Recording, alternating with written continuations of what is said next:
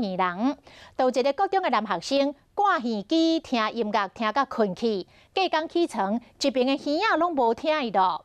医生讲，这是突发性的臭耳人，住院5天，这个听力才慢慢啊，搁回转来。医生讲，耳机嘛真重要，迄种直接挤落耳孔的耳机，上会臭耳人。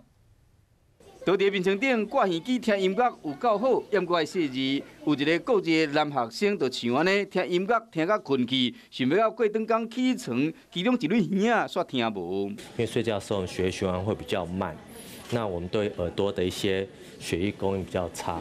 其实突发性耳聋它算是一个耳鼻喉科的一个急症，通常是原因不明的突发性的听力的下降，有时候并发有耳鸣以及一些眩晕的症状。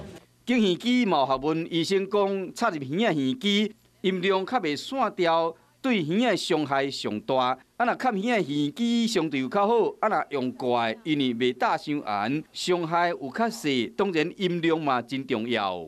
在捷运上会听到旁边的人在听声音，那你外面都听得到，那就是太大声了。用耳机上好，每听50分钟，爱休困10分钟，唔通挂咧困，好好保护耳仔，才袂变成臭耳人。